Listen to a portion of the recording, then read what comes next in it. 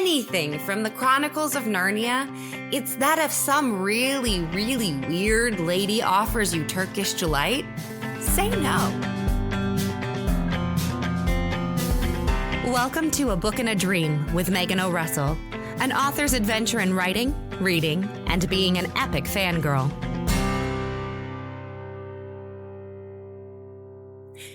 Hello, my name is Megan O. Russell, and welcome to episode 8 of A Book and a Dream. Today, I want to talk to you about the top 5 survival lessons I have learned from fantasy. Now, right now, I am recording from another hotel room. I just opened Kinky Boots this week, so did my last performance of the week right before recording this. If you're watching the video, sorry if the stage makeup looks a little bit weird in this lighting. My eyes may be glowing a little strangely. For those of you listening to the podcast edition, just picture some really sparkly eyeshadow and giant fake eyelashes, and you'll get the picture. So, where we're performing at this theater for Kinky Boots, there is a giant courtyard, a cement courtyard, outside the stage door. And it reminded me of how when I was on Fiddler on the Roof National Tour years ago, one of the games that we would play when we got to each new theater was to decide how we would escape a zombie invasion. If zombies were going to attack the theater, how were we going to get out? Or if we had to stay there for the long run because, apocalypse, how were we going to build our community? And some of our favorite venues for building our zombie-proof communities were the ones with the giant cement courtyards right outside the stage door, because they have a tendency to have super sturdy loading dock doors, and you could have a nice little garden. So, everything you want for the zombie apocalypse. I mean, except a way to get rid of the zombies. I guess that would make it more ideal.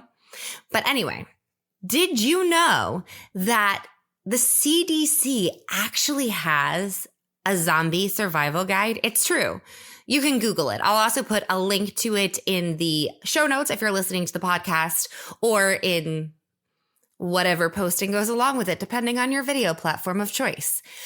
I will link to the CDC Zombie Survival Guide, because the CDC realized that there are so many things that you learn through obsessing over The Walking Dead that are actually important survival tips in other situations. Things like assessing your surroundings. Were a natural disaster or something horrible to come racing at you in this theatrical venue you arrived at 2 hours ago, where's your emergency exit? Or if you have to hide from a strange tornado, where is the center of the building? Who knows?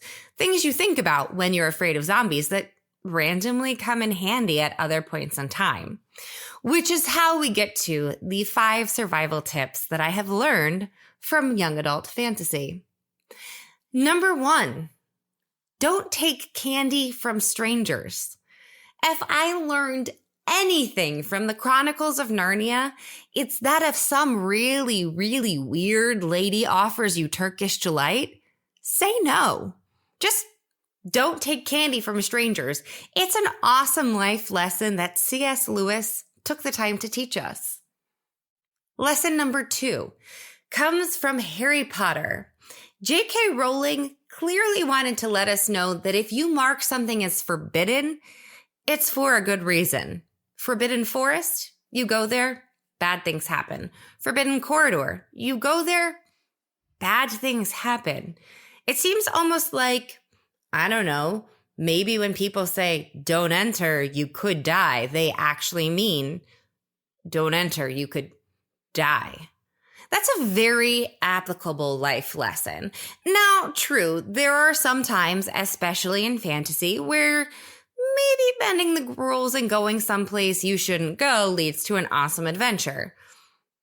Or danger that could kill you. So thanks, J.K. Rowling, for telling us that keep out signs are also important. Oh, and while we're on Harry Potter, she also kind of makes a deal about don't take candy from strangers or gifts. I don't know, a notebook or dreams planted in your head. Basically, don't take things from people you don't know, because when you do, you might die. Survival lesson from fantasy number 3. Enemies can kill you, so can dehydration. In the Hunger Games, obviously Katniss Everdeen is like super survival. She can hunt. She can outsmart people. She can do all kinds of things. You know what she can't do? Survive without water. None of us can. No matter how competent you think with your survival or fighting skills or whatever, if you don't have the basic necessities of life, like, I don't know, water, food, shelter, air, a bow and arrow really isn't going to help you very much. I mean, maybe with the food thing, if there's anything you can hunt, but without the basic things you need to survive, you're gonna die. And dying of dehydration is not good. So make sure you have the basic necessities on hand and not just, bows and arrows. Survival lesson number 4 comes from James Dashner in the Maze Runner series. It's true. The government could be plotting against you. Yeah, maybe there are some evil corporations, and sure, there could be deadly viruses. But you know what can also kill you? Inclement weather. That's right, lightning strikes. Horrible, horrible desert storms. Those things can all get you. So while you're planning on running from bad guys, maybe check out the weather too. Should you be hiding from lightning? Is there a tornado coming? These are all important things to check out in your survival plan. And also, while we're at it, remember not to take candy from strangers. Really, if you think about it, if Harry Potter had just not trusted random strangers, there wouldn't have needed to be 7 books. It really comes down to, I don't know, maybe only trust people you should trust and don't take candy from strangers.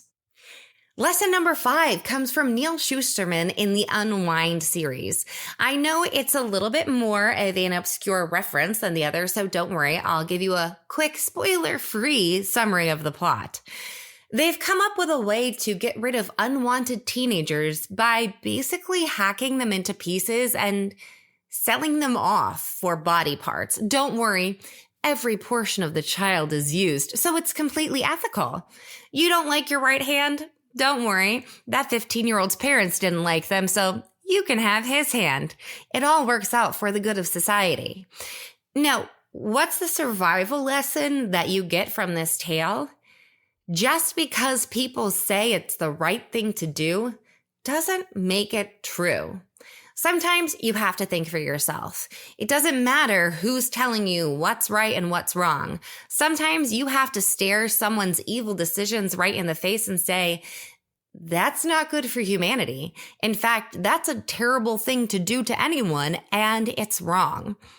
Now, granted, standing up to something that's horribly wrong might not be in your survival's best interest. In fact, you may have to put your neck on the line if, you're going to stop an evil government from hacking children into pieces and selling them for parts. But it's for the survival of mankind, because in the long run, if we let ourselves just, treat people we don't like they shouldn't exist, then are we really worth preserving anyway? So it's not necessarily all about survival of the fittest. It's about survival of decent human beings. And that's worth a lot. And you know what? If a stranger with candy comes up and tells you that hacking children into pieces and, just getting rid of them because no one wants them is a good idea, don't trust that stranger either. So, what lessons have you learned from fantasy and fiction? Did you learn to build a fire? Did you learn some awesome survival tips? Did you, read The Martian and decide that you could in fact survive on Mars if you were abandoned? What survival lessons have you learned? You can reach out to me on Instagram, Twitter. You can post in the comments below. You can send me an email through my website, whatever you like. I want to know what survival tips you have gained. In the meantime, don't forget to follow, subscribe, depending on whatever platform you are on. And I will see you again next week. Thanks for watching. Bye-bye.